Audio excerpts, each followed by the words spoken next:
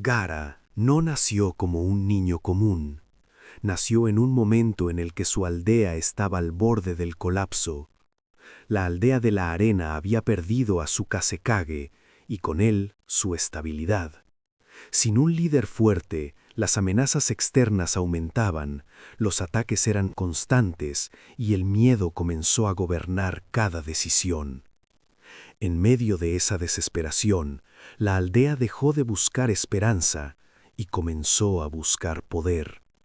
Fue entonces cuando se tomó una decisión que marcaría una vida para siempre: sellar al Biyuch-Kaku dentro de un recién nacido, no para salvarlo, no para protegerlo, sino para convertirlo en un arma. Ese niño fue Gaara. El precio de ese poder fue inmediato. Su madre murió al darlo a luz, dejando atrás una promesa silenciosa: proteger a su hijo incluso después de la muerte. Desde ese instante, la arena comenzó a moverse por sí sola, no como un poder, sino como un reflejo del amor que Gaara jamás conocería en vida. Pero mientras la arena lo protegía, la aldea lo temía. Gaara creció sin abrazos, sin sonrisas, sin afecto. Para los demás, no era un niño, era un peligro. Y así, desde su primer día, Gaara aprendió una verdad cruel. En ese mundo, su existencia no tenía valor como persona, solo como arma. Si todo el mundo te mira con miedo, empiezas a preguntarte si realmente eres un monstruo. Gaara creció sintiendo el rechazo constante de la aldea. Los niños huían de él. Los adultos lo observaban con desconfianza. Los ninja evitaban siquiera acercarse demasiado. No entendía por qué lo trataban así. Él no había pedido el poder de Chukaku. Él no había pedido nacer así. Pero en medio de ese vacío existía una sola persona que parecía diferente: Yashamaru. Su tío fue la única figura que le mostró algo parecido al cariño. Le hablaba con calma, le explicaba el mundo, le hacía sentir, por primera vez, que tal vez no estaba completamente solo. Fue Yashamaru quien sembró en él una idea que le dio esperanza: que la arena que lo protegía no era solo poder, sino la voluntad de su madre cuidándolo desde el más allá. Para un niño que jamás recibió afecto, esa idea lo era todo. Gaara empezó a creer que aunque el mundo lo rechazara, al menos alguien lo amaba. Que tal vez su existencia no era un error. Que tal vez había una razón para seguir viviendo. Pero lo que Gaara no sabía es que ese pequeño rayo de luz estaba construido sobre una prueba. Mientras él veía amor, otros veían experimento. Mientras él buscaba afecto, su propio padre observaba resultados.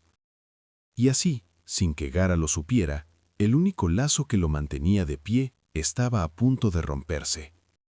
Y cuando eso ocurriera, no quedaría nada que lo detuviera de caer en la oscuridad.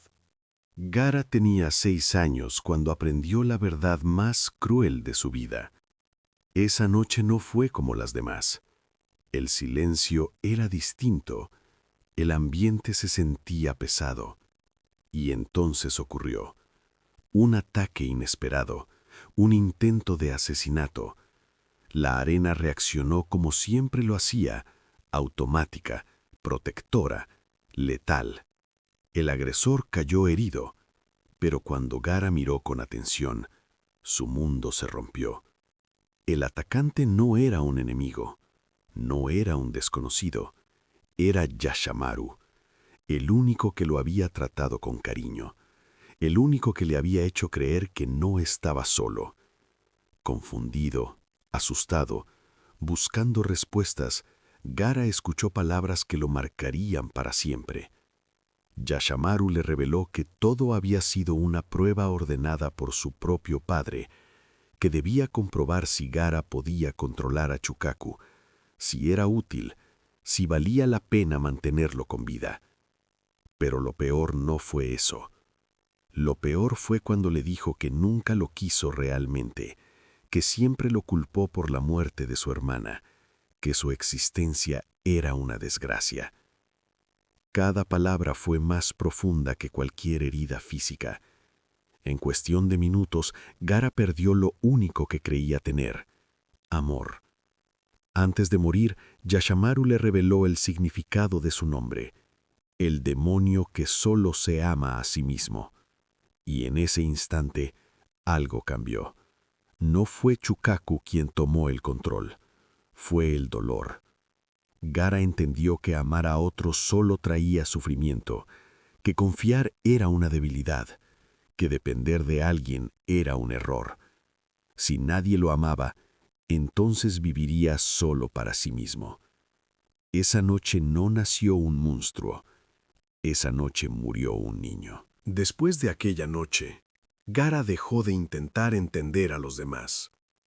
Si el amor era mentira, entonces solo quedaba una verdad: el poder.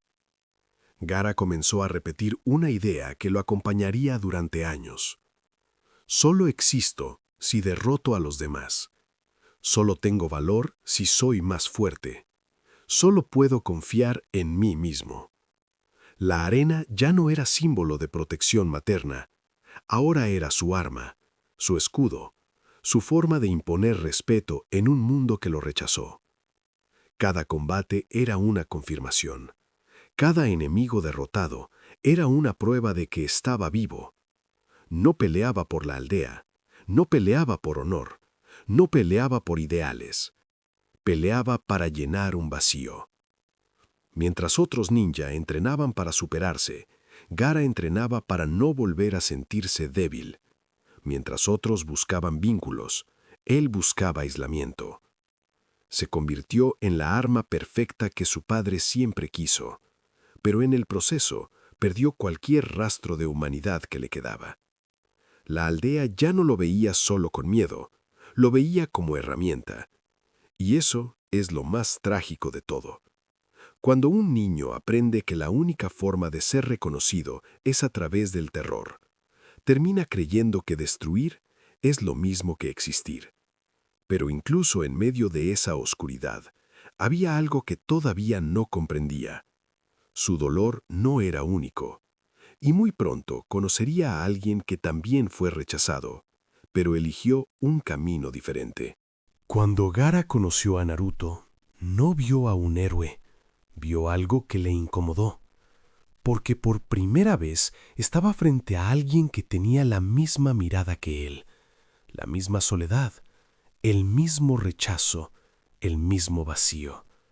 Naruto también fue despreciado, también fue visto como un monstruo, también cargaba dentro de sí una bestia.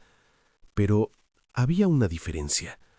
Naruto no vivía para demostrar que existía destruyendo a los demás. Vivía intentando ser reconocido, intentando sonreír, intentando cumplir un sueño. Gaara jamás entendió eso. ¿Cómo alguien que sufrió lo mismo podía seguir creyendo en los demás? ¿Cómo alguien que fue odiado podía seguir hablando de proteger? Durante su enfrentamiento, más que una pelea física, fue un choque de ideologías. Gaara defendía la idea de que el amor no existía. Naruto demostraba lo contrario con cada palabra.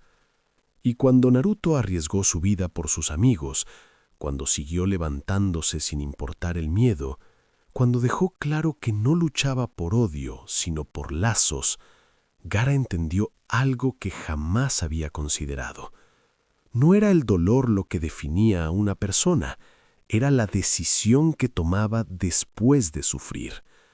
Naruto no negó su pasado, lo transformó en fuerza, y eso rompió la lógica de Gaara. Por primera vez, Gaara dudó de su propio camino. Por primera vez cuestionó la idea de que solo podía vivir para sí mismo. Ahí comenzó el verdadero cambio. No fue instantáneo, no fue mágico, no fue simple. Fue un proceso de entender que no estaba condenado a ser lo que otros decidieron que fuera. Y aquí está la gran enseñanza. No hay mal que dure para siempre. No existe oscuridad eterna. Gaara pasó años creyendo que estaba destinado a ser un arma y terminó convirtiéndose en un líder, un protector, un Kazekage que entendía el dolor de su pueblo porque lo había vivido en carne propia. Su historia no trata solo de sufrimiento, trata de redención, porque a veces lo único que necesita alguien que cayó en la oscuridad es encontrarse con otra persona que le demuestre que todavía existe luz. La historia de Gaara no es solo una historia triste. Es una de las más dolorosas dentro de toda esta trama. Un niño convertido en arma, un hijo rechazado por su propio padre, un pequeño que perdió lo único que creía tener y decidió abrazar la soledad como escudo. Pero justamente por eso, su desarrollo es tan poderoso. Porque no se quedó en el odio, no se quedó en la oscuridad, no se quedó siendo el monstruo que todos veían. Gaara evolucionó. Pasó de ser temido a ser respetado. Pasó de vivir solo para sí mismo a convertirse en un líder dispuesto a proteger a su gente. Y por eso hoy es uno de los personajes más amados, no por su poder, no por sus habilidades, sino por lo que representa. Representa que incluso alguien que lo perdió todo puede reconstruirse. Y esa es la razón por la que su historia sigue marcando a tantos. Si este video te gustó y disfrutas este tipo de análisis profundos, te invito a suscribirte y darte una vuelta por el canal. Hay más historias, más reflexiones y más personajes que merecen ser contados de esta manera. Gracias por quedarte hasta el final. Hasta la próxima.